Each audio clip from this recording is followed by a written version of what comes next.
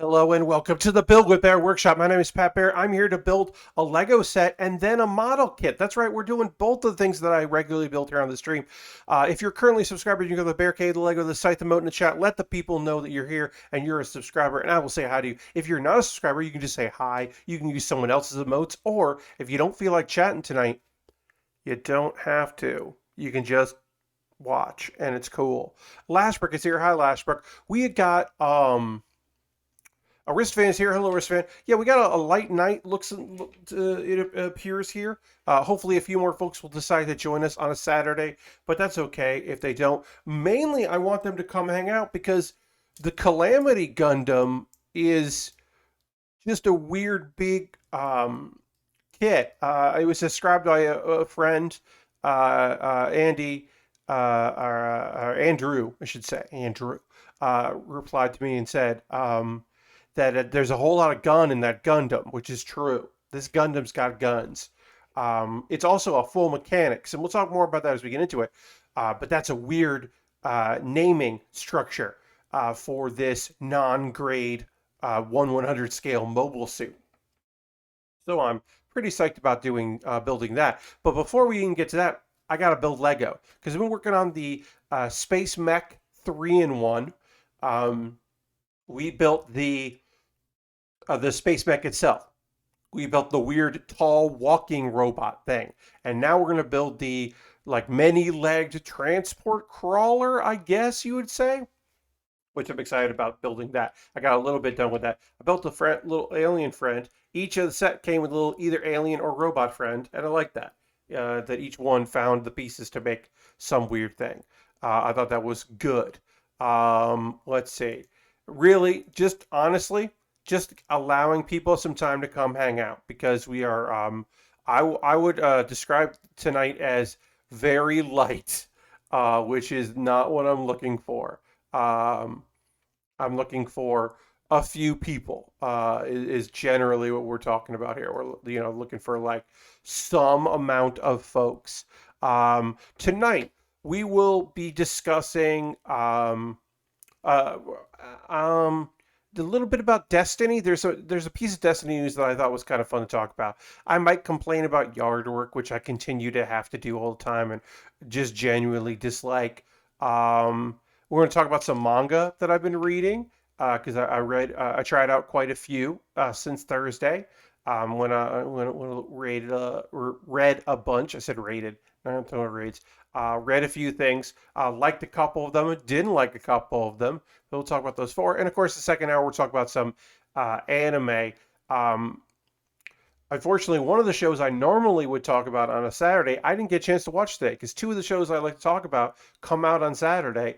And I was very busy with my D&D group today, so I did not get a chance. We rescheduled and then hung out today, and then it was a very long session, which was fun, but it meant that I was kind of scrambling before the stream started, and so I was unable to watch remake our the new episode of Remake Our Life. So I'll talk about that on Monday, which is fine. But yeah, there's a few shows I like that are all on Saturday, so I kind of have to choose what I'm going to check out. Let's see. Is there anything else I want to say before we get into the building portion? And again, we are hoping a few more folks decide to join us. If they don't, that's okay. If they do, fuck yeah. Um, I don't know. I don't know if there's anything else I want to say up top before we get into the building. I hope you're doing well out there on the old internet. I hope everyone's doing good. I'm going to retweet my tweet, and I guess we'll just get started. And you know what? Hey, if Saturday night's not all right for model kit building, that's okay. If it's a chill evening um, with very few friends hanging out and watching, I'm okay with that. I think I'm okay with that. I'm glad there. Look, I'll say this: if you're here, I'm happy. If you're watching later on the VOD, I'm happy. If you're watching later on YouTube, I'm happy. Uh, I'm only not happy if you're not happy. That's not true. Um, anyway, let's go to the overhead. Okay, we're working on with the space mining mech. We're in the third portion. You can see it's the upper left kit is what we're working on right now. It is that kind of walker crawling thing. We're going to be building that. I got a little bit of that done just as I was getting ready for the stream. and we'll continue on that. The thing I want to talk about first tonight is, look, I don't pretend to know a lot about Destiny. I've played it. I didn't necessarily like it, but that's because it's kind of game I don't really like. But I respect it. I respect the people that really enjoy it, and it's their game. And so, as part of the bigger Bungie announcements about many things, including Destiny, they mentioned, "Hey, our 30th anniversary is coming up this year or this December. Congratulations to Bungie, 30 years." And so they're like going to do some stuff in Destiny. There's going to be like some armor or costuming armor stuff that very much is inspired by Marathon, which is cool, and there'll be some other things, some merch and stuff like that. But one of the things I thought was really neat was they're going to put in a new dungeon, which are like dungeons are 3-person raids. I believe there's been a 4-person, but I think primarily, correct me if I'm wrong, there's 3-person raids. They're going to put a dungeon in the loot cave. And if you're unaware, this was like early Destiny stuff where there was like the drop rates in this one area were wrong. So people were taking advantage of it to get materials that they needed at a faster rate than was original would have been intended, and so it was referred to as the loot cave.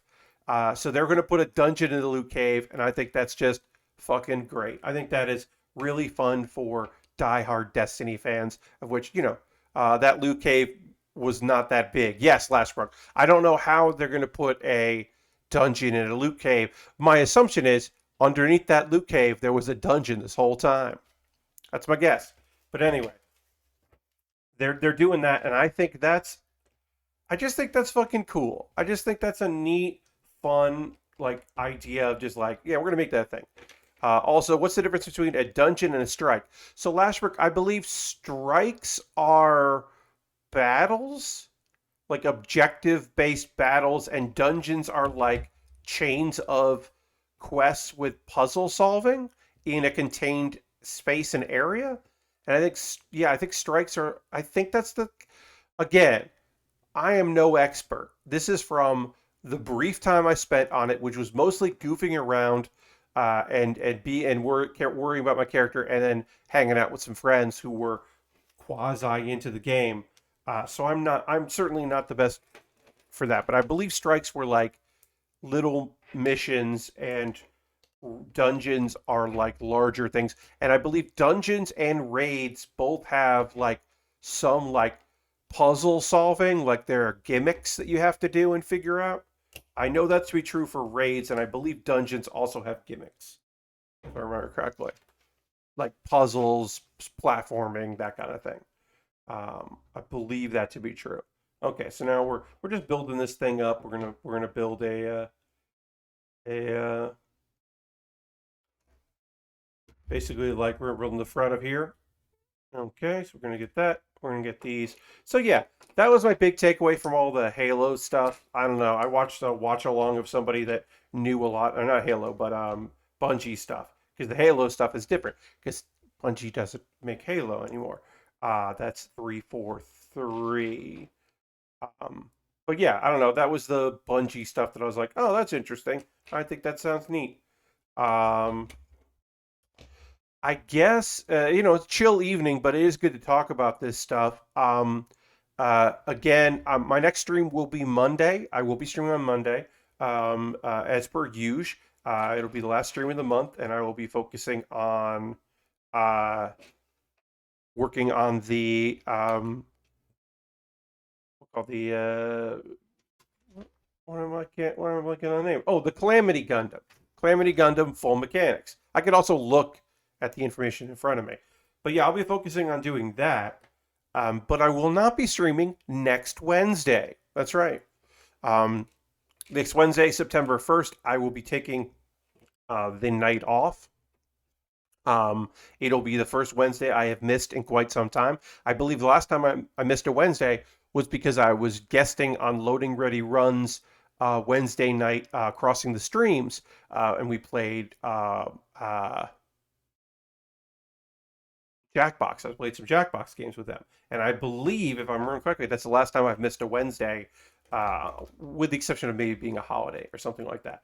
But I am going to take next Wednesday off. I have made that decision that I will be taking part in a day off Twitch as a way to further the Twitch Do Better movement.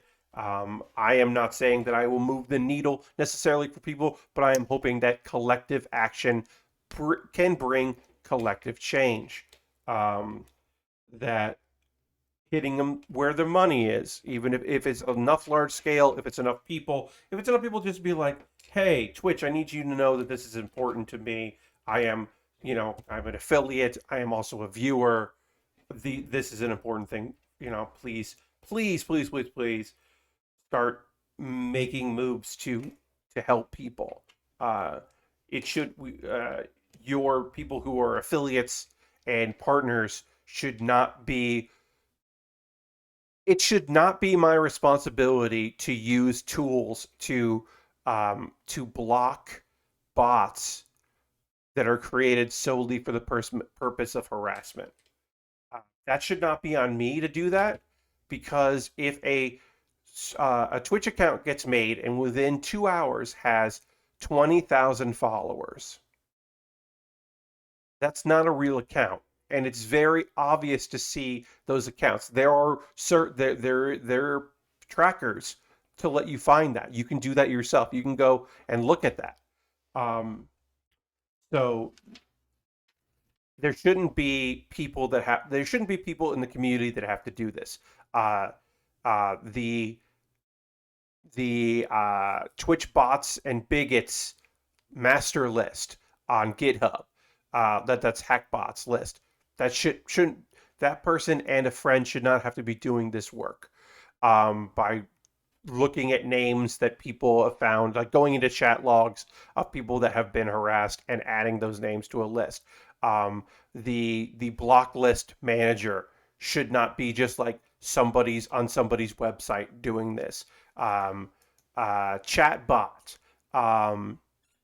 which has tools which basically like a panic button um, that you can just hit that will enact options that you have that like stricter things that are going to like ban words that are similar to words on your ban list that can immediately detect that so people aren't using vowels that are not from the romantic languages and can easily like identify people that are trying to trip that up. That can be like, oh well, if three people say the exact same thing within a span of this amount of time, block those accounts. Like, um, I have that set up. Basically, I have a tab open with a big panic button, and I can just press that panic button, and these things will happen. Like, that should not be the responsibility of somebody outside of Twitch to build these tools. These tools should be provided, and they should be um, explained easily how to be used. There's so much more that Twitch can be doing that they choose to not do because these issues do not affect the top earners for Twitch. Plain and simple. The biggest name of a marginalized streamer is still not going to be anywhere near those that are not affected by this. Um, and they're just like, oh well, your mods can do all this stuff, and it's like, well, you know what? I don't have mods, and there are plenty other people that don't have mods. Uh, like that's not the solution. These third party things are great, but they're not the solution. Like I have a 700,000 people on my block list, and those are bots that might never get used again. But there's also always going to be new bots created, so it's like constantly fighting it. Uh, it's very frustrating. It's really tough for a lot of people, and a lot of people obviously like the chances that I will be rated, hate rated, are very low. Um, and people are like, "Oh, just turn off like rating for people that aren't on your friends list," and it's like, well, like that's not reasonable for a lot of people. That is like not understanding. Like that comes from a privileged position. That doesn't understand the reality that a raid can really really change your day, can really affect it, like both psychologically and financially. People are like, oh, well, you get rated, you just turn on ads. You just like put ads on for 15 minutes or something, and you make a bunch of money. And it's like, that's not true because those bots aren't watching you in chat. They are using tools to type into the chat window. So I want to make this very clear because this is a thing that I think people don't know. And this is like, obviously, I'm preaching to the choir on many things, but this is the piece that like I know for a fact many people don't understand about this. If you are being hate rated, it is not the collective action of many people. That is a thing. Those kind of raids exist where someone is streaming and their whole mission with their chat is, okay, we're gonna go raid this person. We found this person. We're all gonna raid and we're all gonna like make their lives shitty. It'll be fun. Those are people. These kind of raids is one person who is using technology to spam text, to be hurtful, to overwhelm. That's one view because the programs they're using, or the program they're using, traditionally a program, there might be multiple programs, uh, is just using the external chat. Did you know you can just go into anyone's chat?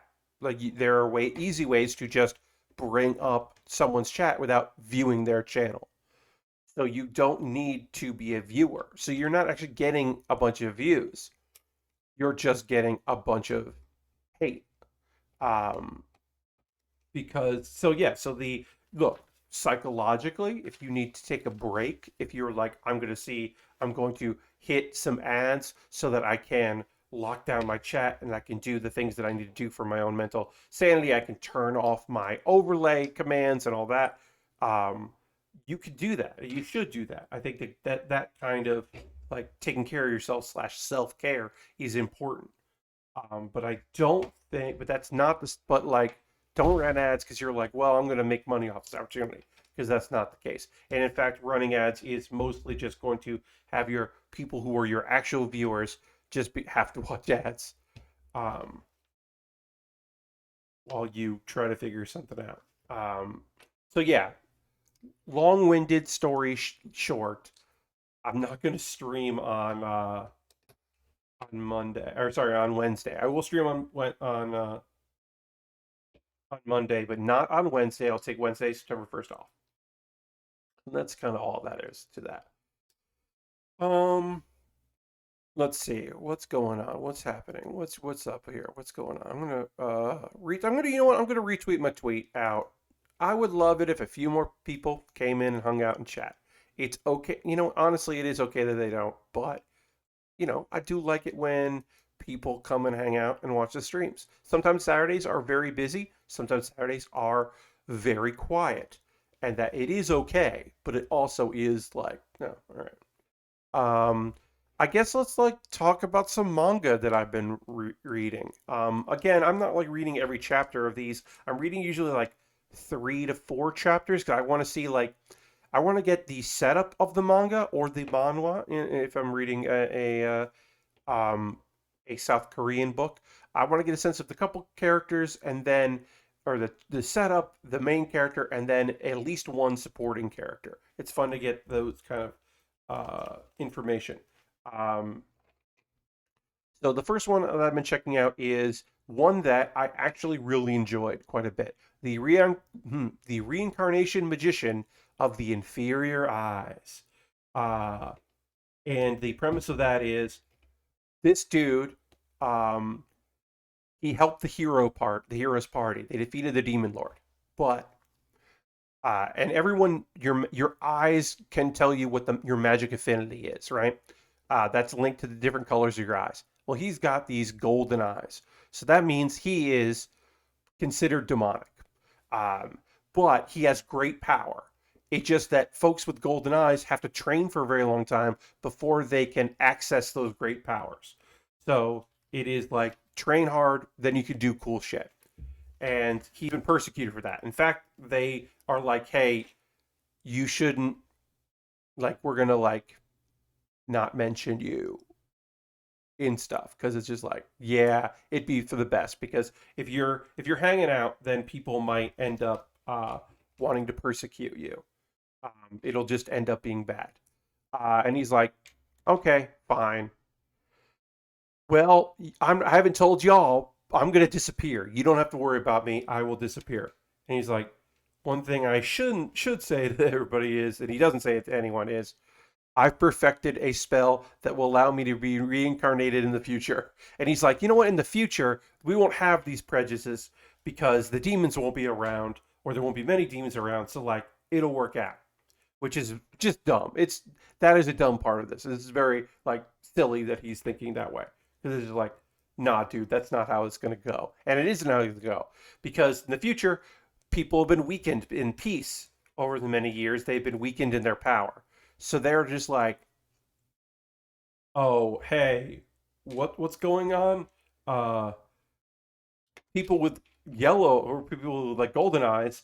Oh yeah, they're the weakest people, and he's like, I don't know what these guys are talking about. I'm definitely not weak. I don't know what they're going on about. I'm very strong. Why do people think that people like me are weak? Well, it's because everyone's weaker than he is. So they all like people who are have his eye color gave up doing magic. So eventually he he like meets some people and he goes on some adventures and he's trying to prove people wrong. I should also mention that this book is horny in ways that I was surprised about. And this is the thing that I will briefly talk about here, because I think I have come up with some sort of revelation about this or some sort of point, and I don't know if it's a good point or a bad point, but I do have a point of this, which is there is a difference between weird horny and weirdly horny. The ly is very important. Now, weird horny is, huh? That's a weird thing to be horny about, but okay, sure. And weirdly horny is, wait, why is this horny? Why is this suddenly horny? Why did this become horny? What's going on here? This story didn't need to be this. Why is it this? You're not telling anything. This is just weirdly horny. So those are two different things. This is weirdly horny. Like, hey, why is the main character who is a teen uh, involved in a relationship with someone he knew 400 years ago who looks like an adult? What's up with that? That's weirdly horny. Not great. But characterization I thought was pretty fun. Um, Another story I would like to talk about is also horny, but I will say that this one is weird that it's horny. It's not weirdly horny. It is weird that's horny, but I kind of like, I get it. It's not overt. It's just like, oh yeah, okay. That's just part of this. Okay. And that is farming life in another world, which is, boy, is this like, there are so many chapters of this. I have read like four, and I'm like, am I going to read a lot of this? I might. Um, Basically, it's an isekai. Dude gets killed, uh, and he is granted. He's like a god. Is like, okay, well, what do you want? Like, what can I like help you with? And he's like, well, I really like farming. I think I'd like to be a farmer, and it'd be great if I could speak any language, and if my body didn't get sick because I was sick for a long time, and I wasted a lot of my years being sickly. So like that would be cool. And the guy's like, okay, and he's like, yeah, like to help me with the farming thing. Like, what if I had like a tool that whatever I thought like a farming tool that could like do whatever I needed to do? He's like, okay, well let me ask the god of like farming to help me out with that because that's not my thing. And the god of farming apparently helped him out. So he's just like, cool. Um, I'm just gonna start a farm, and then some creatures show up, and the creatures like these wolves show up, and they're like, he's like, yeah, I can feed you, and they're like, great, we live here now, and we're gonna help you out. We're gonna protect the area because you fed us and you gave us pets, and that's nice. And he's like, oh, okay, cool, wolves, thanks. And then there's a giant spider that shows up, and he's just like, hey, giant spider. And giant spider's just like, I'm going to hang out here. I'm going to climb up in this tree. I can make stuff with my thread. And I'm going to have a bunch of little spiders that are going to hang out. And we'll also help you protect this place because you seem cool. And he's like, all right, cool. And then a demon shows up and she's just like, I want to live here. And he's like, okay. And then an angel shows up and she's like, I know that devil. I know that demon. And he's like, okay, well, don't fight. And she's like, all right, I'll hang out here. And then many other ladies show up. And then sometimes some dudes show up, and there are dudes in the show, but most of them are ladies. And of course, they're like high ranking, and there's like dragons and all kinds of different things. And it's just like this real slow paced story of like a bunch of animals and people coming together to like start a community and have a good time. And where it's weirdly horny is like how like most of the ladies are just like, yeah, the town chief, the village chief. Yeah, we're hanging out. We're gonna try to have a baby. He's like, okay, I guess. Um, it's kind of all over the place, but I will say, I did like it. I did think it was pretty fun when I was reading and very slow paced, and kind of chill. Um, so I am gonna give that. I am probably going to continue. I might continue reading it. I actually don't know. I might. Um, One that I think I'm gonna give up because I read like 5 or 6 chapters of it and I was just like, nah. Is Lonely Attack on the Different World, which if only it was what it said it was. I love this premise. The whole school gets isekai'd. Everybody in school gets isekai'd. They're all sent to a different world. And our main dude was just like, you know what? I'm gonna escape this. So he tries to like run away uh, from this responsibility, like escape back to Earth, and he does it. But he finds out, well, everyone got to pick their ability, and I didn't see you there because you were hiding. So the god is like, you can just have like a bunch of these leftover abilities. None of them are great. You can just have them.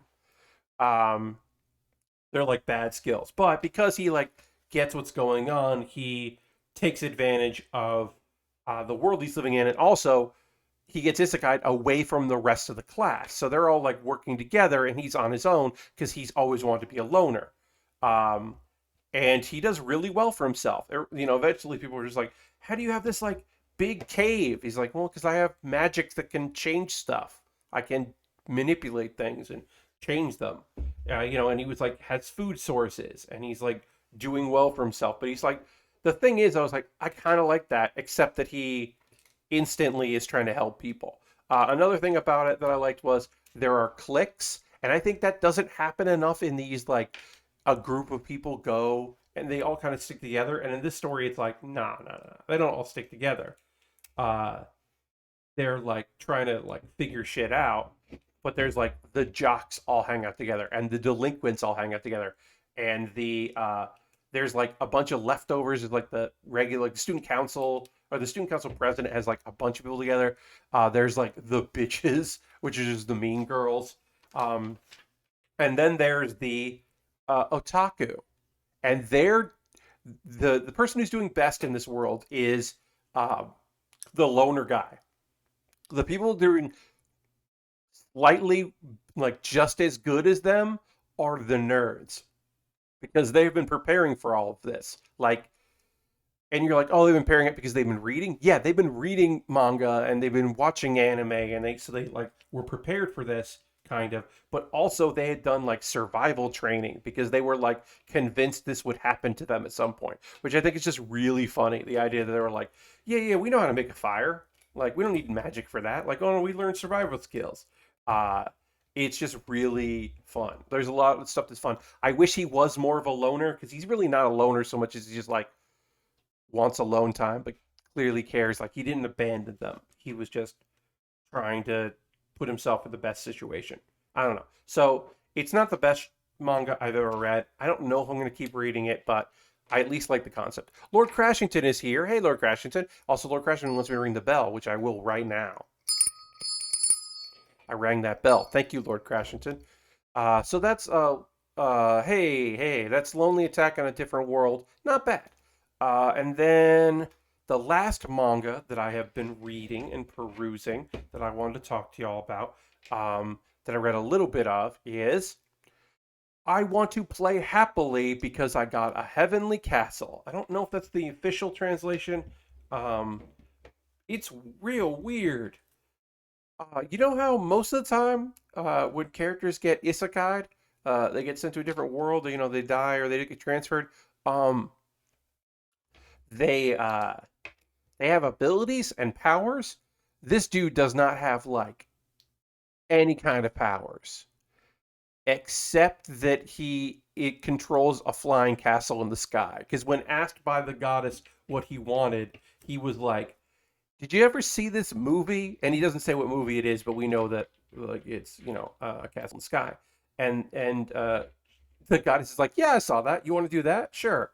So he's got this flying like like rock with a castle on it and a bunch of like robots that like crow stuff and then also protect him. And his robots all look kind of like Iron Man a bit. And it's very weird that that is a thing. And so he's just like hanging on his castle, and then he like meets people. He like helps people as he goes.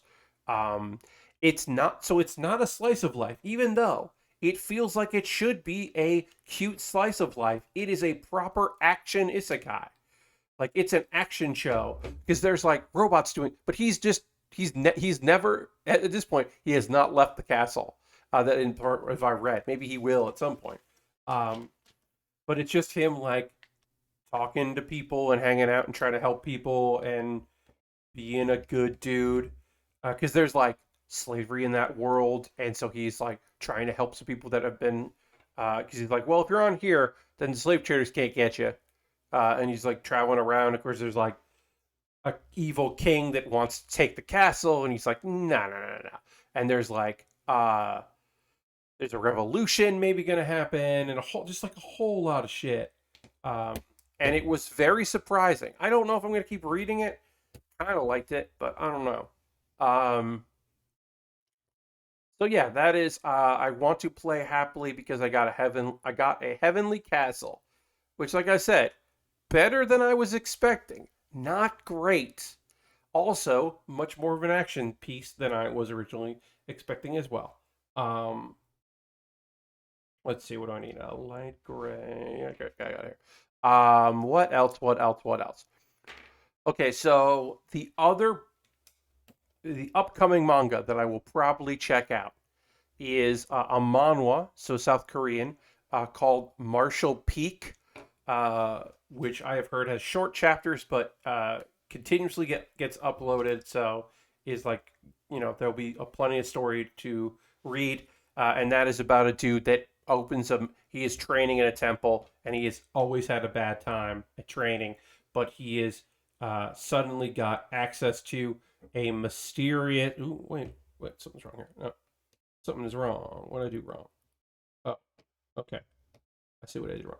Um, he finds a mysterious book uh, that teaches him like how to open like his mind and body to get into martial arts.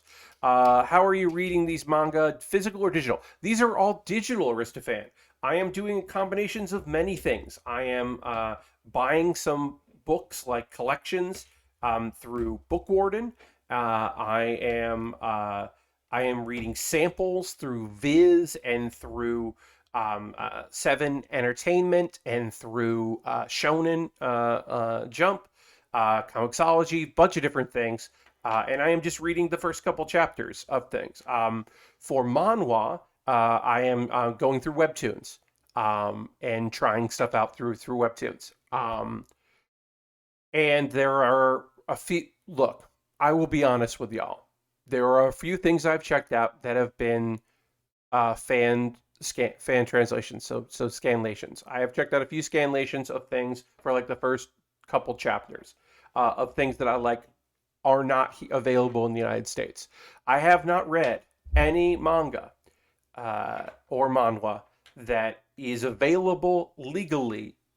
I have not chosen to read it illegally instead of the legal purchase. If it's something I'm interested in, I go out of my way to certainly pay for it or use free. Like you can read the first couple chapters of things, in books in that format, or then purchase them.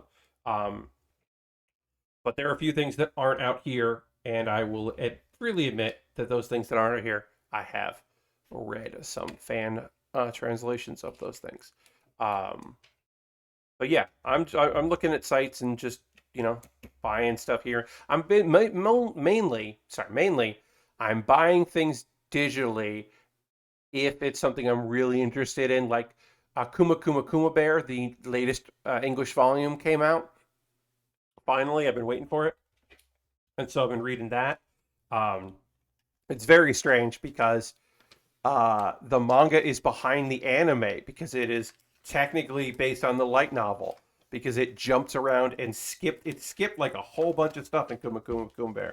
So I am technically by like right now in the manga behind, like pretty far behind the anime. It's very strange, but that does happen here and there. Of course, after the pause of the cause, which will happen at 10 p.m., we will talk about some anime that I watched, and again, did not end up watching Remake Our Life, which is a shame. My next episode of Pat Bear's Anime Club will actually be about uh, some shows that I like this season. I'm going to talk about 3 shows that I really like this season that I think you should check out because we're into the season, but there's still some episodes, so it's still like if you're like, oh yeah, there are a couple shows I picked up a few, but I didn't pick up enough. I talked about a few. It is one of those 3 shows. And Isekai, yes. Is it only one? Also, yes. There are shows that talked about 2 that are not. All of them I didn't realize until I was starting to film the video. I hadn't realized that all of them have some sort of like small to large level of like magic or mysticism, and I was like, oh, I didn't realize I was doing that until I did that. But whatever, that just happens. Um, but again, only once in a sky. I'm gonna drink some water. I need dry. Tonight was taco night at the Baer house and here in the Bear Cave. And I will admit that one of my tacos, I went too far with the application of Frank's Red Hot, and I was just like, oh God, I put too much hot sauce in this. I overdid it, and I was paying for it. Oof, that was like second to last taco, and the last taco did not taste as great because of that. So definitely had a dry throat today. Also, my throat is a little strained from talking so much while playing Dungeons and Dragons in my D&D home game, the digital home game, which was very fun today. We're getting some. It was long, as I think I said that. It was long and very intense, but very rewarding, very fun. It's been a really good time. It's with people I've known very well for a long time, and a couple people I don't know super well, and it's been a very nice mix to mix and match those crews. Um, and some people, yeah, like me, have known each other for a while, and then there's new faces, and just trying to get used to all that. And then also people just getting used to the idea of there's some people who have a lot of experience with D&D, some that haven't done it in a long time. One person who has played lots of games but not D&D and is getting used to the D&D system. And yeah, it's just been fun. I still miss the silly collectives like fiasco games that I've been playing with people where we were doing our I've talked about this before, but there was a large group and we were all doing one shots. And the premise was that it was like the start of an episode of the cartoon Mask, where it's like, oh, we have this mission, we need these people, and then you would just have like some people like stop doing their daily life, and suddenly like their vehicle would transform, and they would go and do a mission. So it was kind of that without vehicles transforming, but it would be like, okay, we it's like, hey, we've got somebody who will DM or GM Does anyone want to play at this time? And then like some people would say yes, and if there was enough people, then we would do it. And it was a big collective, and there were like sometimes only three, but sometimes as many as like five people willing to be the GM. And so you would get like enough people, and the basic premise was you're part of a collective, like a guild or a team that will, it was an organization. You're part of an organization that will go out on missions, and then the GM would like craft the missions, and then it would be use Fiasco to play it. And if you had met one of these characters, you could always change characters. If you didn't enjoy the character you've been playing, you'd always mix it up. But the idea was you could remember the previous missions you did, or even reference ones for somebody who wasn't playing before, wasn't quote unquote at the table. You could be like, oh well, oh yeah, I got an eye patch now. 2 weeks ago this happened, and then somebody at the table might have been playing with you and going like, I said I was sorry or whatever. Um, it was really fun.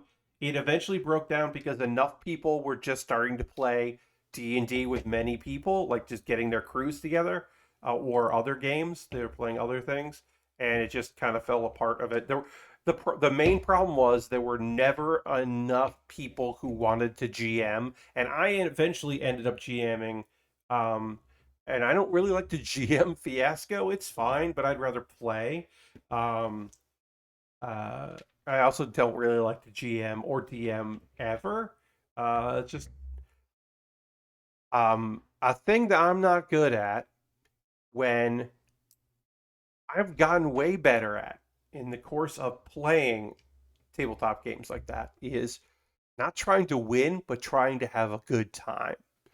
I still want to win. I'm still competitive in that way. So I still want to like complete the quest, beat the thing, get the perfect roll, do something. And I just like, I need to stop doing that. And I've gotten better at that. I've gotten way better at that, especially by playing characters that don't necessarily want to get the achievement.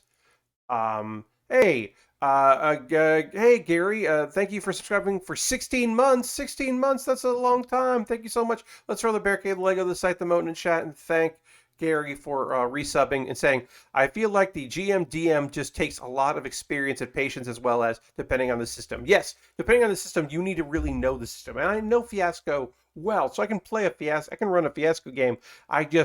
That's not the creative output that I'm looking for.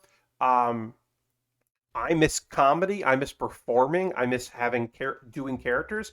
I don't miss that kind of storytelling that you can do from being a GM as much as I miss the performance aspect of it. Um, so yeah, so I miss the other thing more than I miss like being a crafter and a creator and a guide. I don't really miss that part of my creative life. So it it was, yeah. Eventually, like I said, it did break down. So now I'm so happy that I have my D&D crew and we can just D&D together. It's very fun to just be able to express ourselves in that manner. All right, so I need to do 4 of the click clacks. We got to put the clicky clackers. 1, 2, 3, 4. We need 4 of these. Here we go. We're making it happen. We're gonna make some sort of leg thing, I guess, at some point. This is we're doing the walker here, so gotta put this all together. The transport walker. Why it's not tank treads? Well, because they didn't have those pieces available when they were designing this 3-in-1. It seems like what they do with these 3-in-1s is they build the thing they want to build first, and then they're like, what can we do with these parts? And what can we make that kind of plays with the theme of like sea creatures or whatever they're trying to do? Because usually they do have some sort of theme. Um, so then this goes like this. They do have a chart of how this is supposed to go, which is very helpful. And goes like this. Great. Got that together. But yeah, this does like seem weird, which I like. I do like that. Right. This here. So no. Came apart. I gotta be careful with how I do this, apparently. This is gonna go like this. This goes like that. Right. And Glad that like that. Yeah. So right, as I said, right now my D&D crew is it's fun, but it is we had taken a break and now we're getting hot and heavy and like we're getting like people not putting pressure on other people to like really be there, but definitely being like, hey, let's try to make this like our third priority of things, or like your fourth priority, and not like your 10th priority. There's like definitely like it's getting good, and so people I think are rightfully starting to get pretty fucking psyched about this shit. Okay, so looks like that, which is awesome. I love that. I love that people are like wanting to make sure that we can all play and that we're not going to miss anybody, that we don't have to reschedule, that we don't have to do like, well, this person's trapped. You know, the DM has to be like trap a character so that we can play without them, which we did have to do once because somebody canceled like an hour before. It was a family emergency, and we all understand. So none of us were mad, but we were all like, oh. And so the DM was just like, oh yeah, yeah, no, that character is stuck in a time prison, so you got to go save them. And so they just like crafted it. And then later I was like, hey, oh, I got to delete this. We got ourselves a spam tweet. Got to block this spam tweet. Got to go and block this spam tweet. Spam tweets block. And later somebody asked the DM, it's like, did you have like that set up? He's like, oh yeah, I always have that. I always have that set up in games in case like somebody can't make it last minute. Like, yeah, that's just like, you know, come up with a reason why they can't help you out. Maybe they're asleep. Maybe they're unconscious. Maybe they're kidnapped. Like, whatever. It's like, sure, we can do that if we have to. It's like, I don't want to, but we can. All right. And this goes on and 1x4 here. In a few minutes, we'll take a pause for the cause as we always do. We'll talk about ways you can support the channel. I'll probably do that real quick since we don't have like a ton of friends here tonight. Try to get through that quick and then get back into building, which is what I want to do anyway. We should finish this tonight. I maybe didn't need to say that we were going to do the Calamity because I wasn't sure how long this was going to take. I do think we'll finish this in time to get some time in on the Calamity and at least explain what it is that is because you know the fact. I guess we talk about that now. The next thing I'll be working on is the um, sorry, it is the Calamity Gundam full mechanics. And if you're unfamiliar with the full mechanics line, it was a line that originally was for the Mobile Suit Gundam Iron Blooded Orphans and non-grades. Okay, what's a non-grade? Well, you know how there are grades. There is the 1/100 scale. High grade is not around much anymore. So if you're dealing in 1/100 scale, you're dealing in master grade. More complexity, more price. High grade is now almost exclusively the 144 scale. But sometimes there are kits that they don't grade. So they're like gonna be of a certain size, but not might not be of a actually I'm missing a blue 1x2. Supposed to put a blue 1x2 on top of this, and I don't have it. Weird. Where did that blue 1x2 go? Uh-oh. Uh-oh. This does happen sometimes. It might have fallen. Um, I might have used a different color when I was supposed to do that. I don't know. This goes here, and there should be a 1x2 that goes into there. Also, hold on a second. Let me look underneath my seat.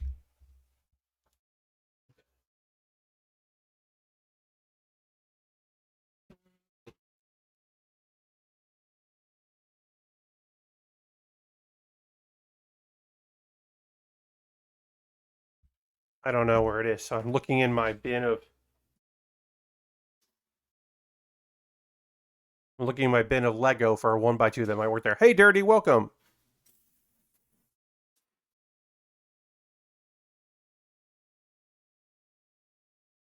I'm just going to take two of these black 1x2s and we're going to use that instead.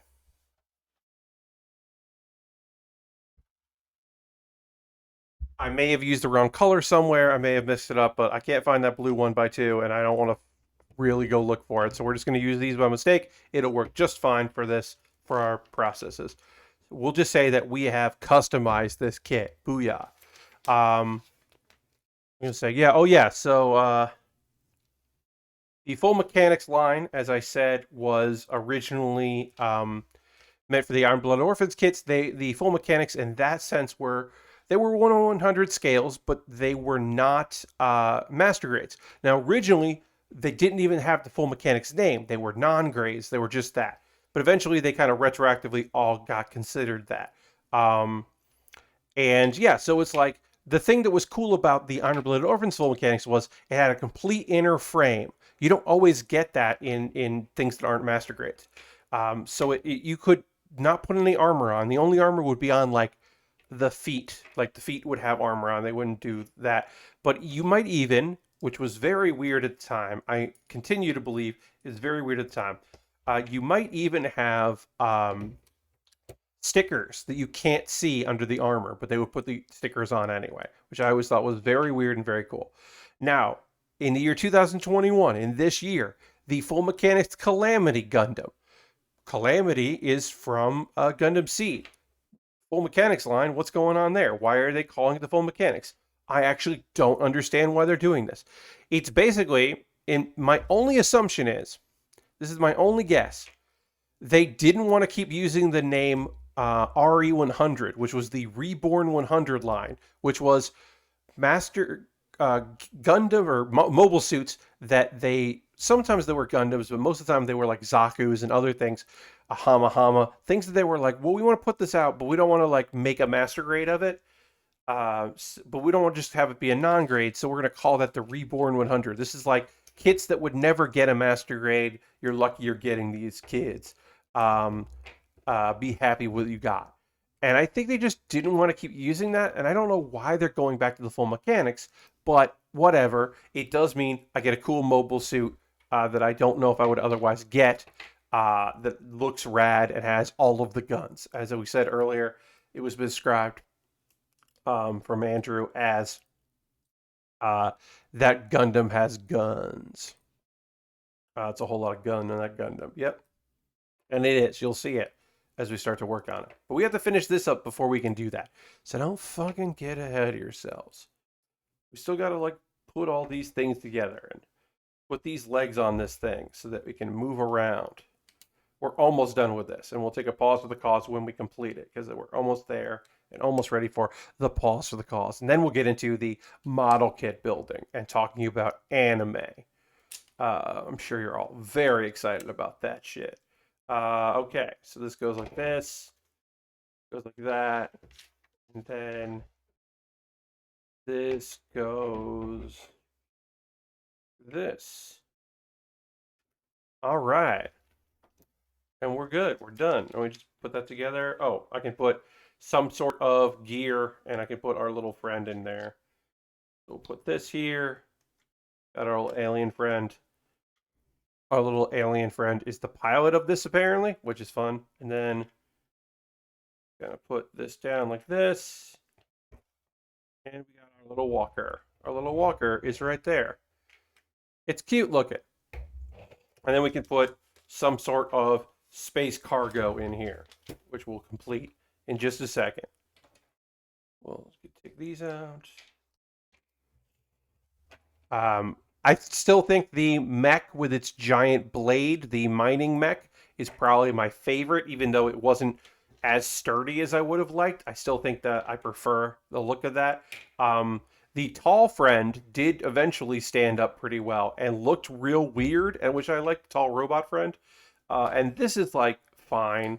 I actually wish this was bigger, but I understand why it isn't because it's just using the pieces that exist there. But I do have some pieces that are left over. You think they could have expanded it a bit, but whatever. And then we'll just put this cargo in here, which is fun to imagine whatever this is. Put some cargo in there. Boom. And that's it. That's our Lego. So I'm going to take a photo of this.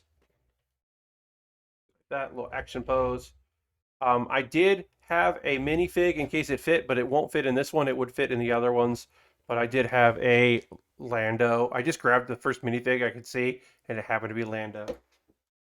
But that's fun in kits that don't have minifigs if you want to see what it would look like with that. And let me take a photo. Yeah.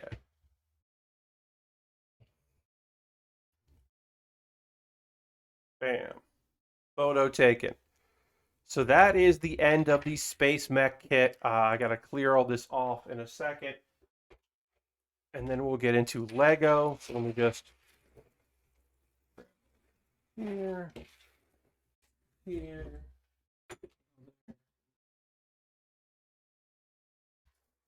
Take all the... Yes. Yes, Shax. Also, hi, Shax. Yeah. I thought it was nice. Yeah.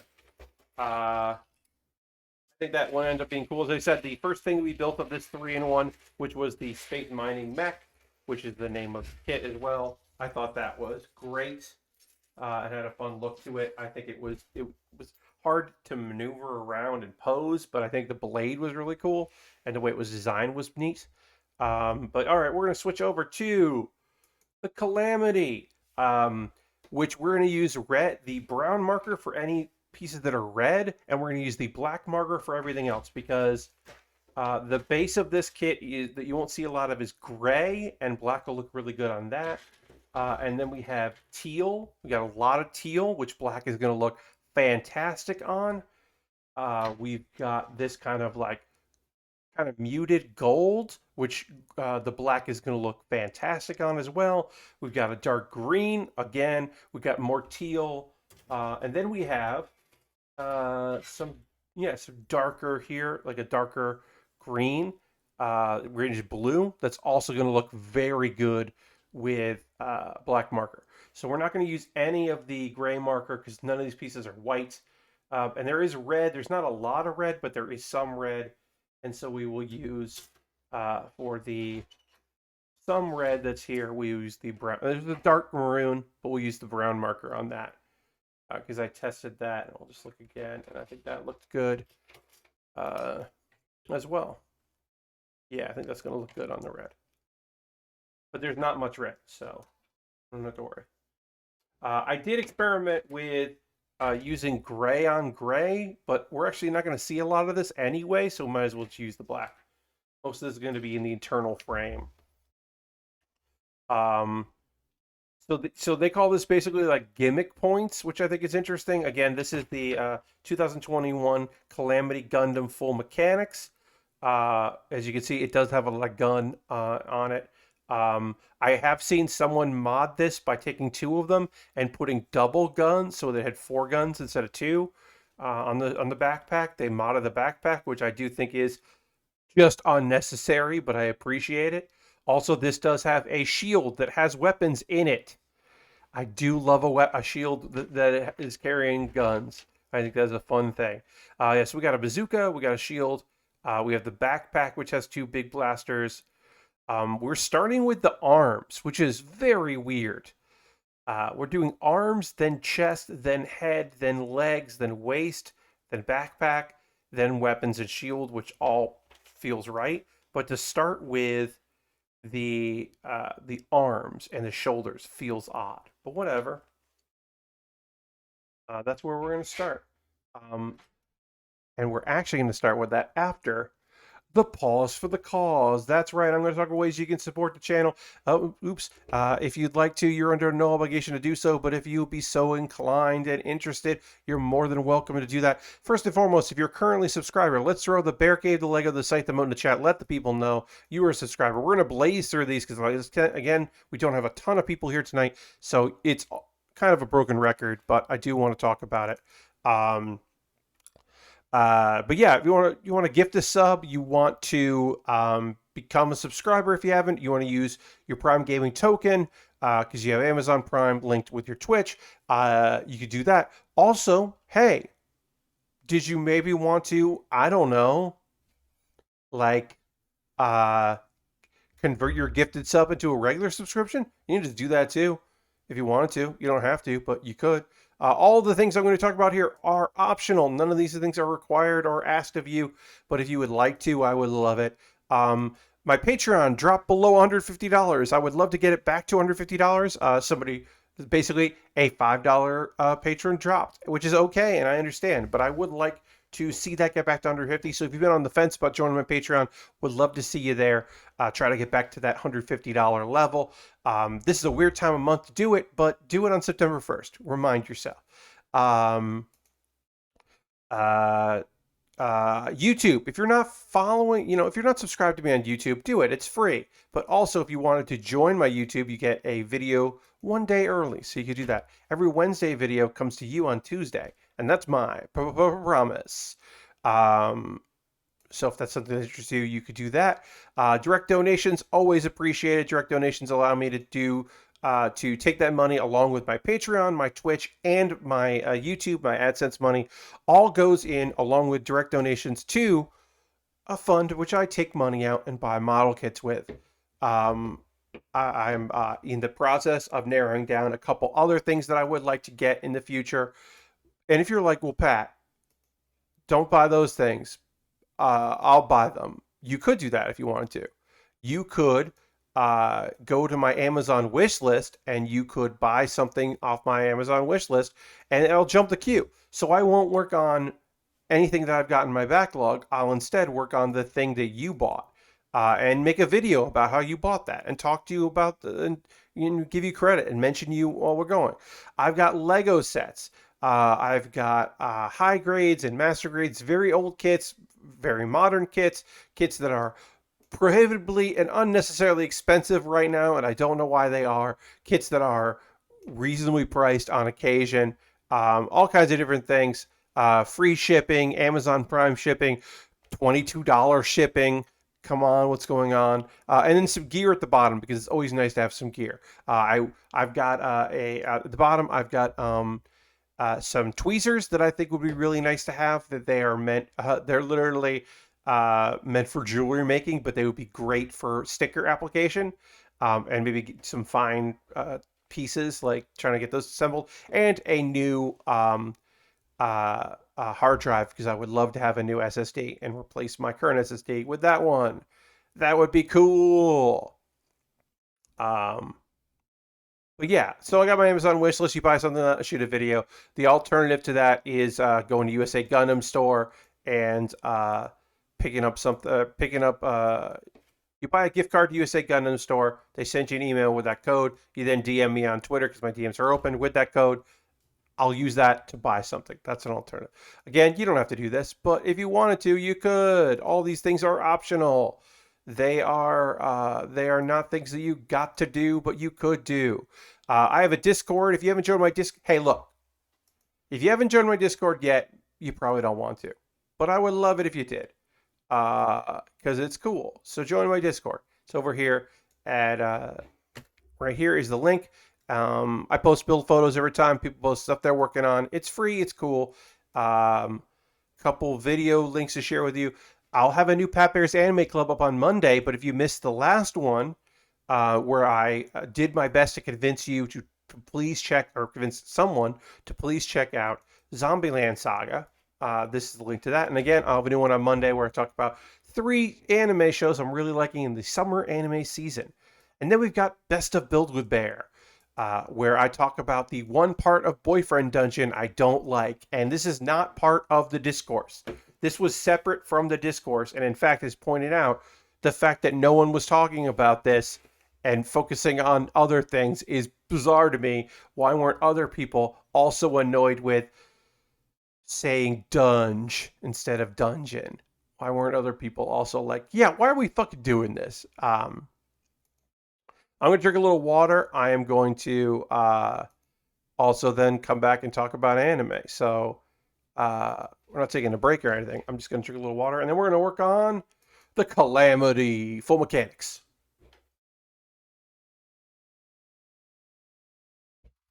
All right, we're talking. We're going to talk 3 anime shows I watched because, as I said, I got busy today with D&D and didn't get and yard work and then D&D. I didn't get a chance to watch all of my anime. Um, but we're going to get started by building what appears to be shoulders. Yeah, we're getting into the shoulders. We can do these 2 at a time, which is great. And we'll start with F1 and F2. 2. And we're using our snipper clips here, which are not the most expensive, but they are the second to most expensive kind of snippers you can get, which means that they will hold up and you can clip stuff, but you don't want to go too heavy with it. And again, I've got my color guide, which is basically just like black for everything except for the parts that are brown, or the red parts, which we'll hit with brown. But yeah, we can do this 2 at a time, so we will prepare for that. This looks like that. And we don't have to do all these interiors. Once we get like the shoulders done, we will then panel line it as the shoulders. But we can do these 2 at a time, which is nice. Now let's talk anime. We're going to start with Tsushima, which is I'm watching on YouTube, legally watching on YouTube from the website that the site owns. This airs on TV, but no one picked it up, so it's just being broadcast on their own YouTube internationally, which is not being blocked here in the United States, which is actually honestly surprising, but kind of nice. This is a cute little show. It's got a weird art style where the main woman in the show who takes care of the cats, her art is done.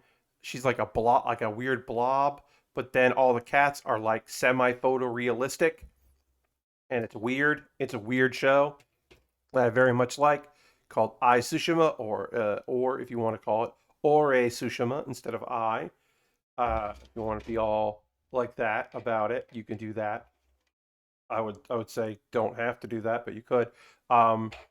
So Tsushima, in this episode, Tsushima, who is a cat that used to be an outdoor cat and is now kind of getting settled to being an indoor cat, Tsushima doesn't understand the concept of money, but he does think that, like, oh, money, I know what money is.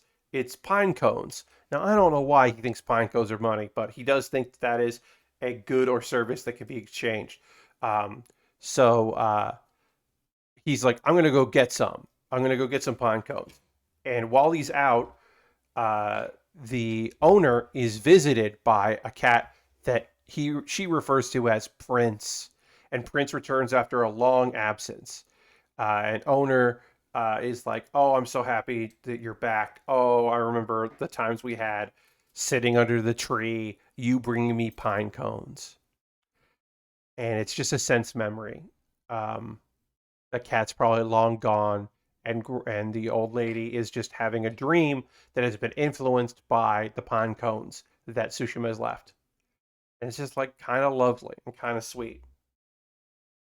Also, Tsushima has left a lizard for her to find when she wakes up, which I don't know if he understands if that's good or bad, but it also happens because you can't just end it on a sweet moment. Also, he has to be like, you just imagine she's gonna wake up and there's find a dead lizard. Let's see. So that is Tsushima, which is just like a cute little thing, and I would recommend you checking out. It's very fast. There's a playlist. You can just watch all of the episodes really back to back, and it's good. Okay, let's get into the weird episode. My next life as a villainess, all routes lead to Doom X. One of the weirdest episodes in the show. Also, hey, content warning, shit got real. Shit got real in this one in a way that I was not expecting. Okay, so an episode that also has there's a teddy bear that is, because of magic, somewhat sentient, named Alexander, which is a great name for a teddy bear. So this is an episode, I want to warn you, this is an episode that has a somewhat sentient due to magic teddy bear, and also violence, like extreme violence. So it's a weird episode of this show. My next life as a villainess, all routes lead to Doom. It got weird. This episode got weird. Okay, so here's what's happening. Jordo is sending gifts to Katarina, because she's finally aware that he wants to marry her, not because he's obliged to, but because he's in love with her, even though she doesn't understand why he would be. She hasn't gotten that revelation, but she does, like, finally fully understand that, like, oh shit, this dude is coming on strong. he's like finally had to come on strong, and she's like aware, finally aware of it. But she doesn't know what to do. She doesn't know what her feelings are. She does know that she does not want to be a princess. That she does not want to be royalty because that is a whole lot of work. And she's like, I will definitely fuck that up, which she would. Um, and she's also like, I don't know if I want to go into the Department of Magic because I don't know. Like, I'm just using my connections. I'm not good at magic. Should I even be doing that? Um, she doesn't feel qualified. And then, look, Keith's been having a rough time. To explain the character of Keith, he is considered by everyone to be Katarina's younger brother, but they are not blood related. Or if they are, it's very distant. But they're definitely not brother and sister. It's just he's had a rough life and a rough childhood, and he came to live with them. And he considers Katarina to be his big sister, but also is definitely in love with her. And clearly, like the other people in the crew of people that love Katarina, also completely understand that that is what's happening. But he's disappeared, and you're like, oh, is it because like he doesn't, he doesn't want to fight for her, or he doesn't feel like he should fight for her? We just had a whole episode with another character going through that last episode, so I guess that's what's happening here, but we don't know. But he left, and that's weird, and so people are like, okay, we got to deal with this now. um Katarina's mom thinks that it's because Keith is so like tired of cleaning up after Katarina's messes and like taking care of her that he finally was like, that's the responsibility that he wants to shirk, is her. And I was like, that character seemed to be on game, but like how, or like understand things, but how does that fucking happen? How does she not understand that Keith is in love with Katarina? Like, come on, come on, everybody gets that except for Katarina, right? Like, what the fuck? Come on. Um, so Katarina's like, okay, well, we're gonna go find him. So she and Jordo are like, they go to the head of the magic department, Larna, and is like, help us find him. And Larna's like, I got this tool. Somebody asked me to make this magic tool um, that can find people and track people, and I put it in this teddy bear that I found because isn't it cute? And the teddy bear's like got some personality and is kind of sassy and is definitely like, it's doing that thing where like for some reason is being weird with Katarina, but Katarina's the only one who can see it. It's strange. Anyway, it's cute because it's a cute teddy bear. And also, that teddy bear is named Alexander. And I just think that is a great touch to name it Alexander in this like faux England, this fantasy England. Also, Maria and Sora have joined the hunt. They're all going to help out with the search. Larna's going too. So we got ourselves a rescue party, and there's a montage of them like trying to get information about where Keith is, and because they're like, well, Keith wouldn't have gone too far, um, but nobody's seen him, so nobody knows where he went. And then there's also a thing of there's a little fun scene of Larna and Katarina talking, and Larna explaining that like the people around you are drawn to you like I'm drawn to magic, which she doesn't do a great job of explaining, but we get the sense that, oh yeah, we understand. This character was extremely bored with life and didn't feel like she had anything until she discovered her aptitude for magic and fell in love with it, and that changed her. And she is kind of saying that is how other people feel about you, Katarina. By being with you, they are changed and they are different. And Katarina doesn't pick that up, doesn't necessarily understand that part of it, which makes sense. And then, hey, I was talking about the tone shift. Well, the tone shifted. Holy fucking shit, it shifted. Um, uh, because yeah, Glenn's saying I started watching my Next Life is Villainous a little while ago. Maybe get back into it. Yeah. So I'll say this before I explain this big thing. The first season is really coherent because there's a time limit, right? As soon as they do the time dash to high school, right? By the end of the freshman year, she has to change things because in the story, of the video game, that character gets banished or killed. And so she's like, I have this time limit. The second season, which we're on right now, is weird. It doesn't necessarily have like as cohesive a story because she already beat the game. So now it's just like extra levels, I guess you could say. Um, but you might remember from watching it the first time when Keith came to it, is because of his magic, he accidentally hurt someone because of his magic. Because his magic was really powerful. Even though it looked like it was weak, it was very strong. Keith, we find out, Keith did not run away because of his feelings for Katarina. Keith was out trying to buy a gift to cheer Katarina up because he, even if he can't tell her, he still loves her. Uh, and he was kidnapped. And we don't know who all the characters are, but we know one of them is his older brother. And we see Keith get the shit kicked out of him while he's chained up by his, former or actual older brother. I believe half brother. I can't remember exactly. But yes, Keith has been fucking kidnapped. Which because it's like, oh, you think you're all high and mighty, and it's just like, well, come on, what's the plan here? And also, one of the people in who is taking part in this has like yandere crazy eyes. There's no better way to describe it, just like crazy eyes. And she's been in the opening, and I was like, oh, that's when this character showed up. Also, because the opening up until episode 8 or whatever today's was, also had that teddy bear in it. So I'm like, well, finally we get the teddy bear. Okay, these shoulders are done, so we're going to built, so we're going to panel line them. We have not had to do stickers. One of the things that's kind of cool about this kit, only 4 stickers. 3 for the head and 1, I believe, for the bazooka. I would imagine that red is for the bazooka.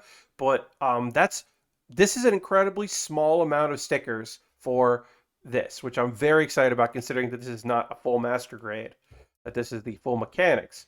Or I should say it's not like a master grade, it's a full mechanics. So that's cool. And we're just going to panel line this. Anyway, like I said, um, this episode of My Next Life is a Villainous, All Routes Lead to Doom was like tonally fucking different. It went different places, and I was not expecting that. But yeah, I still think it's a good show. I was just like, this second season has been a little hit or miss because it is not telling a long story, because they crafted a long story to tell that over 12 episodes or 13 episodes, whatever it was last season. And so this season is just like the further adventures, which is fine, but it's not the same. Okay, and then I want to talk to you about how a realist hero rebuilt the kingdom, which is a great show. It is, in my opinion, the best isekai out this season. Which might be faint praise if you don't like the genre of isekai, but as someone that likes isekai, it's high praise. Also, there's a ton of isekai this season, so it's like, okay, this is the one I think you should watch. If you're only going to watch one, I would say this is the one to watch because it's got a lot going for it. It's pretty damn good. Anyway, what's happening in this? Okay, so if you haven't been watching, Soma is a dude. He was isekai, and he has become the king of a kingdom. He has an ability. It's not an overpowered main character ability, but he does have a kind of cool ability that he's using well, which is he can move inanimate objects with his dark magic, which is not a bad thing. Dark just means not light or not healing and not elemental. It's everything else. So he's just got like a ability that he can use, which he can manipulate some things. He mostly uses it to use pens so he can sign more documents because he's a busy king. But he also can control this like a big puppet that can fight in his place, which like it's like a mascot. There's also a fun episode where he was adventuring with a guild by using this puppet. I thought that was cute. I thought it was very fun. This mascot character, so that he could, get a sense of what it means to be an adventurer, because he can't do that as king. Anyway, we have a little exchange with Juna, who is one of the people that's helping out Soma. We know that she was sent there by Walter, who is the Duke in charge of the sea, because there are. We're going to talk about those. Focus this. So the Forbidden Army is the King's army, King's personal army, and then there are three dukes, and each duke represents one of the major armies: the Air Force, the Land Army, and the Sea Army. And the idea was, in case the king ever needed, like the king became a tyrant, then the armies could, uh, like the king wasn't directly in charge of those armies. Um, and the armies could then seize control if necessary. And basically Soma later is like, hey, that worked great in peace times, but we're in war. Like there is a country ready to, and there's one country definitely ready to invade us. They want part of their land back, and there's another country that is waiting for that to happen so they can get involved. So I need to unify these armies, and it's very clear that Carmine, who is one of the dukes, he's the duke in charge of the land army. This is shit not going to fly with him. Um, anyway, Juna, who is not a representative of the Sea Army, but is definitely working for them. She's just like, she sings a song to help soothe them, and she's basically like, uh, if the princess gives you strength, I'll give you comfort, which is like basically what she's saying is like, hey, you can be vulnerable in front of me if you need to be strong in front of her, which is nice. And it's very clear that Juna has feelings for our king, which is hopefully not going to be complicated. Although there was a whole episode about how that won't be complicated, and don't fucking worry about it because people can have more than one wife, and it's cool as long as the main wife, as long as there isn't like a session of like who will be the children will be king or whatever, or ascend. It's totally cool. Conveniently, totally cool because there's also the Aisha has also made her feelings pretty known. That she would like to also marry the king. She likes Soma a lot, and he helped her out a lot. Anyway, the dukes in charge of land, sea, and air meet. So like Duke Carmine's reasons definitely feel hollow, and it's one of those things where you're like, I call bullshit, dude. Like you don't. Why are you working with nobles who are kicked out, who are corrupt? Why are you opposing Soma? Like what's your fucking deal? What's the fucking problem? What's going on? This is clearly there's something else going on, and you don't want to say, but something's up. Something's up. It's weird. Let's see what else happens.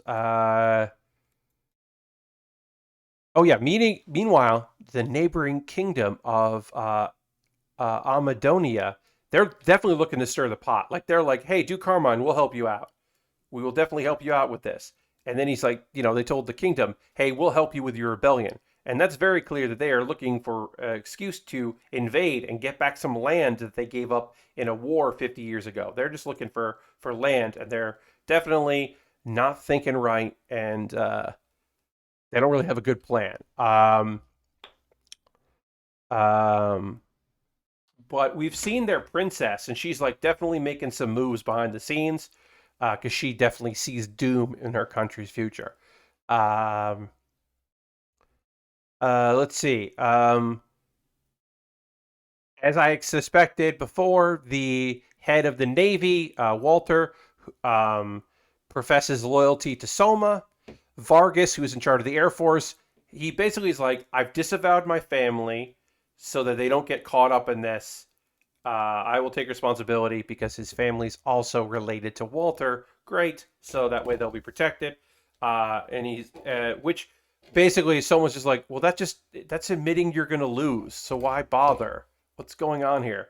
But he's going to limit the personnel that are involved, and he's going to side with Carmine. Carmine says his piece. Lycia, who people thought was like being tempted or something to be involved in this or being tricked, in act of defiance to show her mettle, cuts her hair, and it's just to be like, I'm taking this seriously. This declaration of war is something I agree with. Um, just basically showing resolve. It's revealed that Duchess Walter of the Sea has already secretly sided with Soma. We know this as an audience member. The other Dukes don't know. They know that she sided, but they might think that it happened in this moment. But we know, no, that shit happened already. Already, they they decided, this plan there. Also, that's even though she doesn't look it, she is Juna's grandmother, and you're like, oh, okay, that's how they're connected. Um, Makes sense. But yeah, and that's caught up there. Some shit's gonna happen. We got ourselves a rebellion that we got to squash, and some soldiers that need to be, you know, whatever. I'm hoping that I don't know how Tomoe, the little girl, young beast girl that can speak to animals, um, she has not done anything in the show yet other than be cute. Um, so I have no idea. I assume she's going to get involved somehow in this. I don't know what that would be, but I've got to imagine she's going to do something because I mean, they set her up to be a character that like had a great ability that she can communicate with any animal and also talk to demons, which is a secret right now, and I assume that's a later show thing is her talking to demons. Um, but yeah, it is. It's a good show. It's one of my favorite shows this season. Spoiler alert for Monday, I guess. Um, and that's all the anime I wanted to talk about tonight. So I guess I don't know. Anybody got anything? Anybody watching anything, anime or otherwise? Anybody like checking anything out? Again, I mentioned this on Thursday. I'm still heavily watching and very much enjoying the new episodes of Taskmaster New Zealand. I think it's just like a great weird season. Particularly, it's nice to see podcaster Guy Montgomery just like get to do cool weird stuff, and that's just really fun. And yeah, it's been enjoyable. Um, Pretty recently, they did a like a escape room thing inside of a like trailer caravan, and I just thought that was very clever and very cool. So that was neat. Dirty says, I watched the dub version of Space Fairy Tale today. It was okay. Uh you're talking about the Ethan's Eden Zero. Yes, the anime. It is the not related but done by the same creator and using many characters that are identical to previous characters with some new characters called Eden Zero. Um, yeah, there are a lot of characters that look a lot like and have the same voice actors in both the dub and the Japanese and the subs as the other characters they played, and some of them have been in the backgrounds. Uh, that is pretty much a fine enough thing. I haven't watched all of it, but I've watched quite a few episodes. And that's a fine enough thing. I'm glad Plu is not a main character in it because Plu, which was the character that was in Fairy Tale and also in Rave Master, it's just kind of neat that that character is still like around, but it doesn't need to be a main character in this. Lord Crashington says, I watched 3 Bill and Ted movies. Big oof on the first two having one unnecessary use of the F word in each. The third movie is pretty good. Finale on the whole thing. Yes, I think the third movie is an inspired work considering the length between the second and third movies. The choices they made I thought were pretty good. Yes, some of the language in the first one is particularly uh, shitty, and the second one's uh, even the first one, I think both the first two, like some of their gender politics, to use that term, are not particularly fantastic. Their treatment of women, particularly, not my favorite. But yes, the casual and weird and completely unnecessary use of the F word is a fucking bummer. To use the other F word, not great. So this goes here. Does this go? How does this go?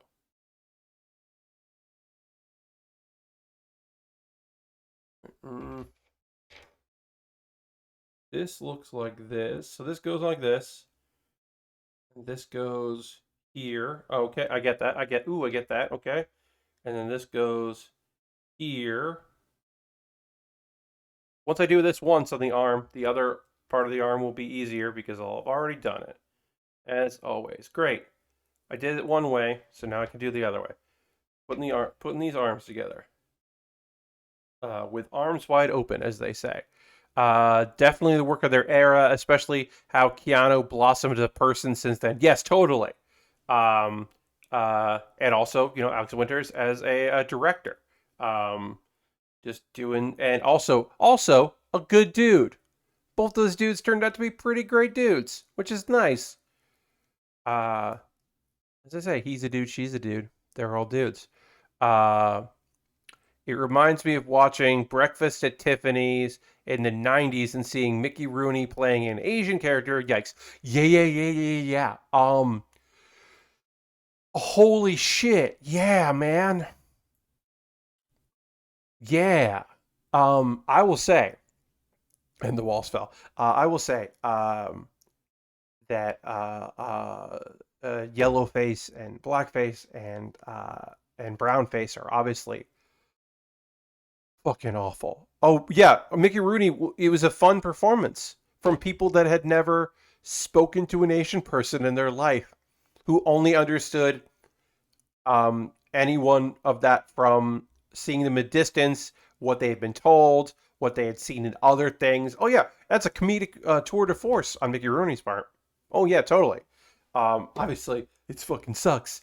Um, but I mean, in the '80s, we still had brown face. Like, um, if you, I don't necessarily recommend it. I think there's some fun scenes in to watch in Short Circuit and Short Circuit 2. There are some things to like about those movies, but definitely one of the things to dislike about those movies, yes, Aliens and Short Circuit, yeah, is Fisher Stevens. Fisher Stevens' portrayal of an Indian person when that is not his fucking deal. That is just it's just like either hire an Indian actor or have Fisher Stevens just be the scientist.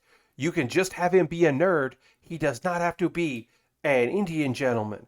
That's shit is fucking racist and sucks. It fucking sucks. Um, Reminds me of how well the main three kids in the Harry Potter movies turned out great, despite how J.K. Rowling went off the deep end. Yeah, I mean, she's just like went off the deep end, showed her true feelings, stopped trying to hide who she is.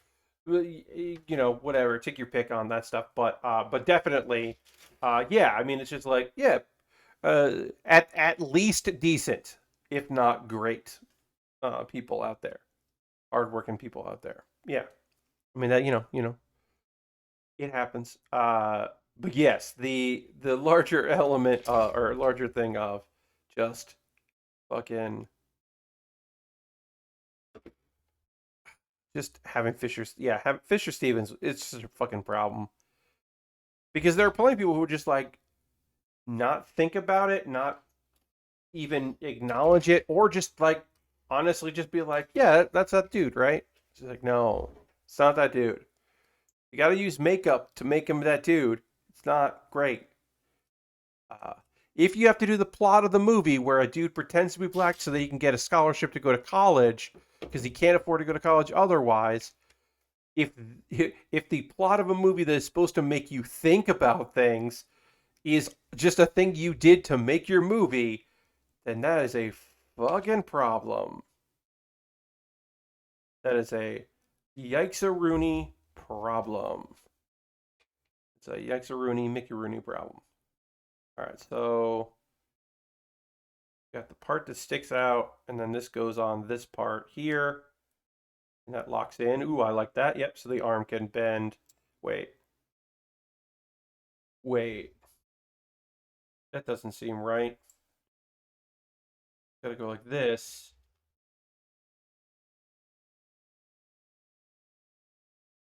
Do these wrong? I did this wrong. Okay. I'm glad I figured that out now instead of when I put it together because this is the back of the arm part. There. Okay, great. I got that. I get it. I'm figuring it out. Um, the Asian twins that learned English by listening to Howard Cosell. Yeah, I mean, like, look, beyond the brown washing, yellow washing, like, or brown washing, brown face and yellow face. Not that. That's what I meant to say. Beyond that, there's also obviously the incredibly horrific stereotyping of Asian folks in 80s and 90s media, and 2000s media and 2010s media and 2020s media. Like that's not done, but it is unbelievably terrible and blatant in things where like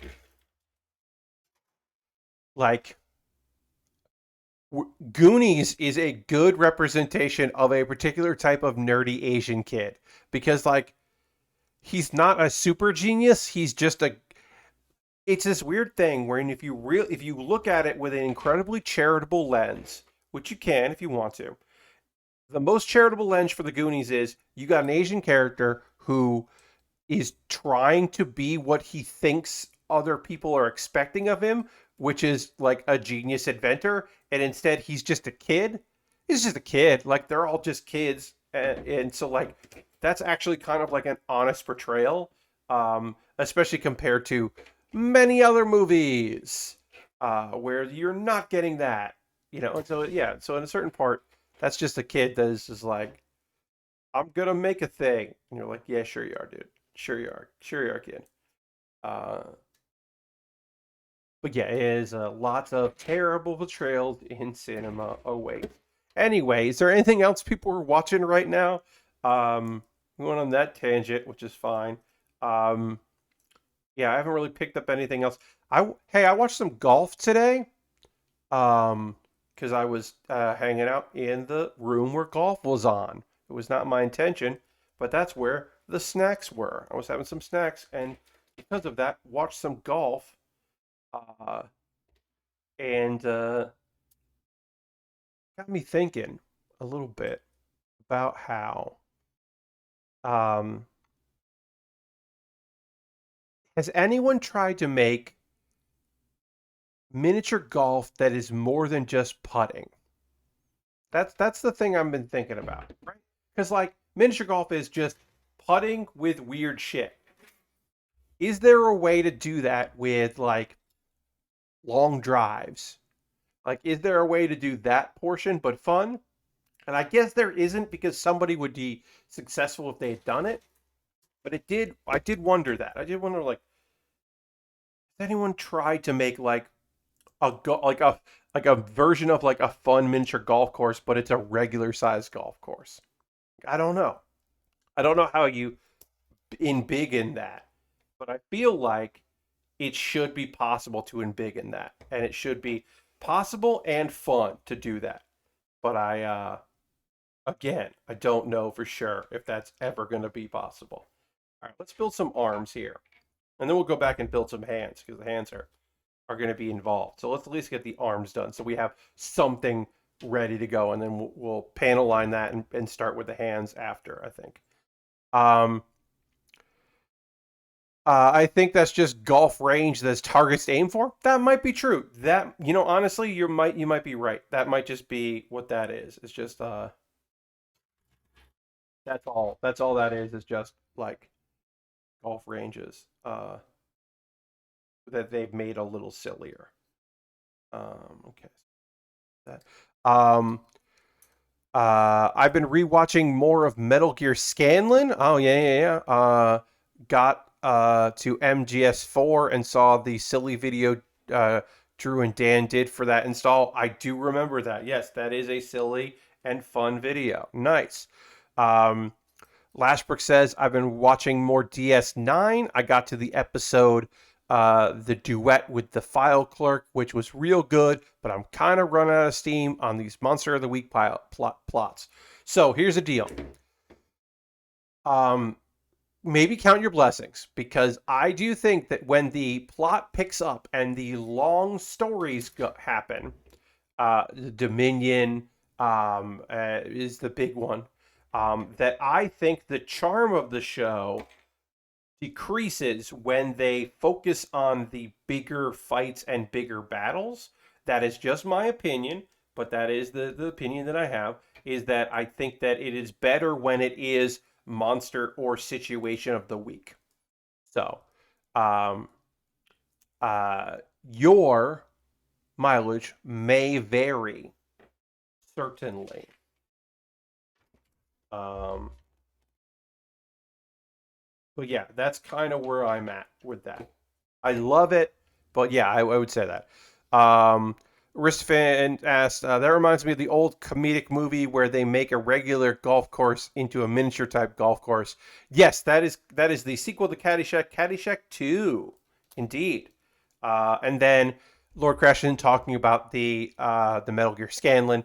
Dan tries to sneak up on Drew to steal his red vines and gets a punch to the face to knock him out, which is the bit I had forgotten about. Yes, there is some good in quotation marks, and also good, meaning sincerely, moments in that series that I enjoy. Some good goofs between the two of them.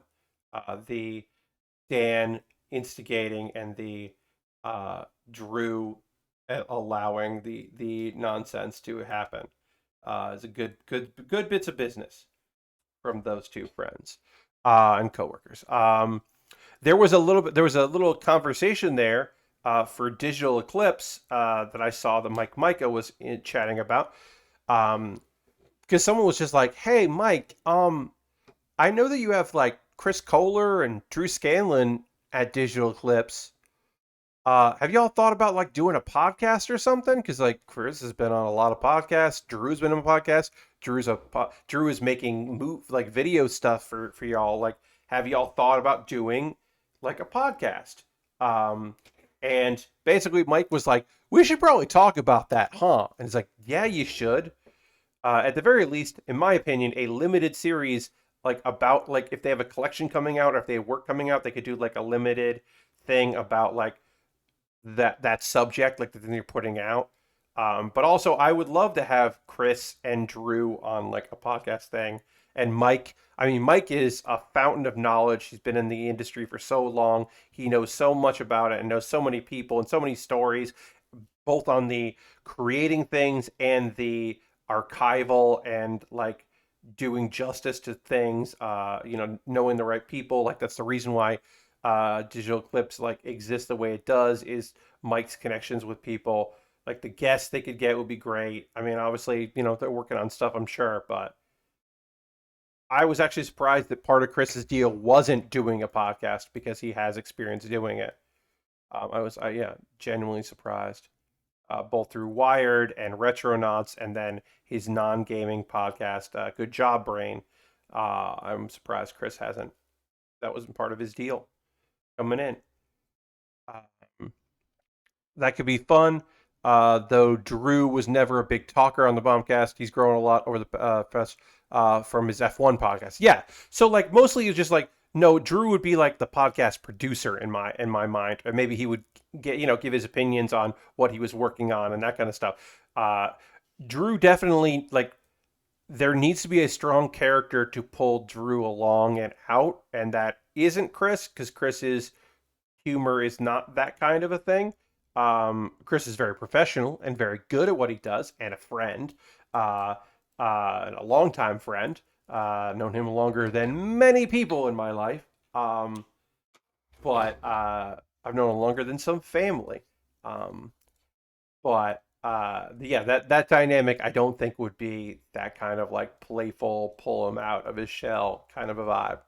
Um, but also, yeah, also, Drew was the new guy at Giant Bomb. And I think that's something that, like, people. Here's the thing, that's the double edged sword, right? Because it is very hard to keep up with huge, big energy like your Jeff Gerstmann's, your Ryan Davis's, your Vinny Caravellas.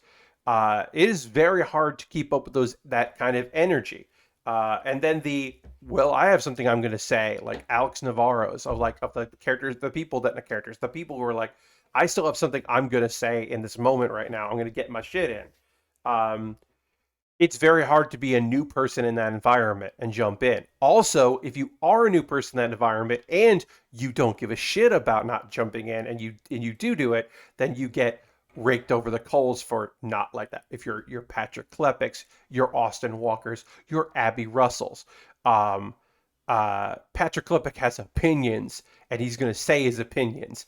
And people were not interested in that. Not everybody, but there was a vocal group that were not interested in the fifth man on the podcast.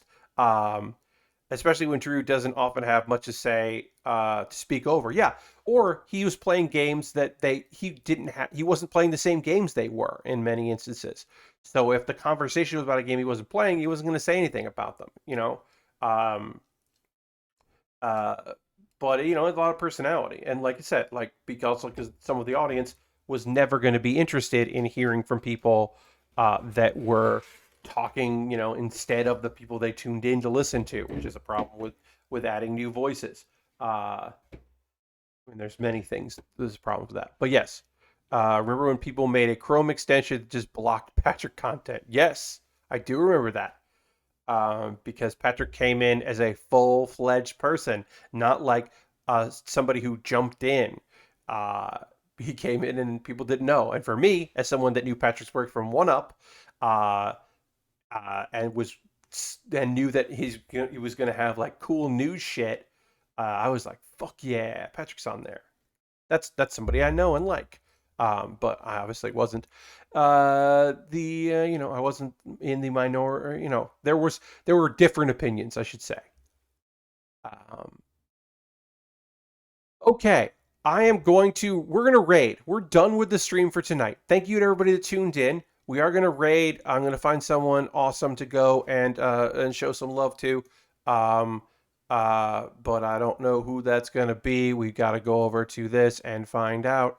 So we're going to find out who that is. Thank you so much for joining me. My next stream will be Monday, 9 p.m. Eastern, where we're getting really into Calamity. We finished the arms. We got to do the hands of it, but we've gotten some done. I love the color of this. I think it's fantastic. But we are going to go ahead and raid. I just need to see who we're going to raid. Let's see. I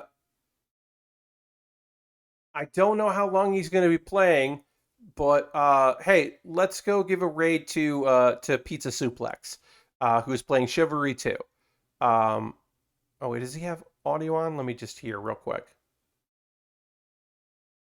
He is. We're gonna go raid. We're gonna go raid Pizza Suplex because I haven't raided him in a long time.